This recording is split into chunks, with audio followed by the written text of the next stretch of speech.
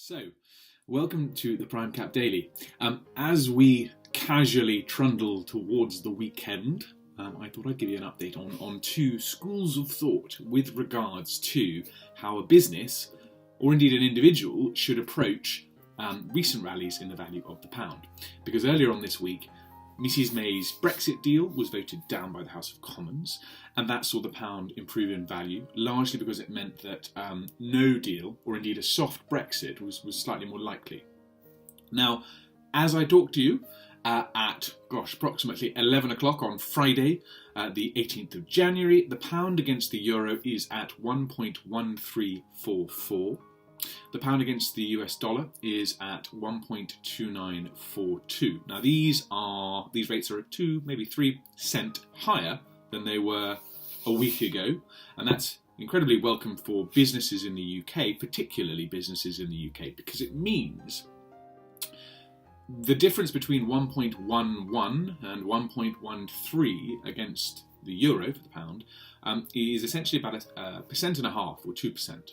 That means that a business a week ago that was considering settling the invoice sat in front of it is now paying a percent and a half fewer pounds for the same euro product, the same euro stock that they're purchasing. And the interesting thing is that 1.5% saving in effect may in due course have a direct effect on inflation in the United Kingdom. So inflation is actually at its lowest in recent times.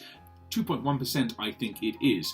An improvement in the value of the pound complements that drop in the rate of inflation, because it means that those importing those products from overseas don't have to factor in an increase in their own costs into the price they sell an item to you or me at. On the flip side, private clients, and indeed perhaps investors, who are looking at the United Kingdom and thinking to themselves, gosh, that is incredibly perilous, it's fraught, it's unstable, we don't know if Mr Corbyn will get in, we don't know if all of Mrs May's deals will be rubbished by the House of Commons, and whether or not a no deal will happen. Investors and private clients looking to purchase things denominated in sterling are sitting there going, well, maybe I'll wait. Maybe I'll wait to see if this volatility calms down. Maybe I'll wait to see if an opportunity presents itself to strike higher for the US dollar to improve in value or the euro to improve in value. Equally, those buying high value assets in the UK, things like houses in prime central London, investors in property, may sit there and go, it's costing me now a percent and a half more than it was a week ago. I'm in the throes of this conveyancing process. Actually, is this now affordable? Was the yield I was expecting from this development or this rental portfolio, is it now less compelling? Will I or should I wait until the pound or the UK property market has a correction to reflect my standoffishness, me as Mr. Investor? So unfortunately, it's a double-edged sword.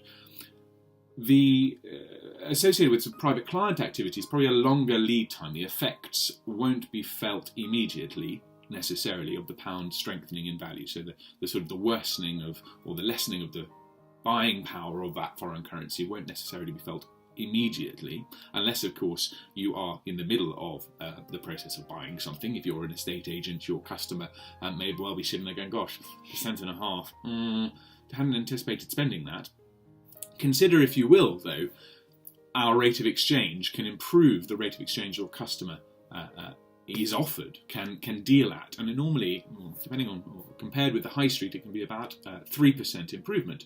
Therefore, we are more valuable now to those working with someone buying a sterling-dominated asset than we were a week ago, because you introduce a currency broker who can give a 3% improvement to the rate to someone whose costs have just gone up by a percent and a half. And if you're a UK estate agent, not only have you introduced a mechanism, an institution that can pay the fees your foreign buyer would incur from you, but you've also offset and negated the effect of that 1.5% improvement in the value of the pound.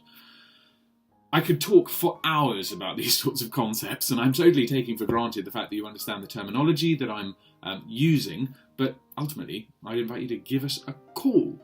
If you are a business that is looking to pay an invoice and you'd like to get an idea of what a commercial rate of exchange looks like, how much your costs could be reduced by, please do give us a ring. And if you're an individual who is just thinking of using their retail bank to get funds into the UK or to send to your solicitor, equally, please do give us a ring. Have a lovely weekend, and we'll be in touch next week.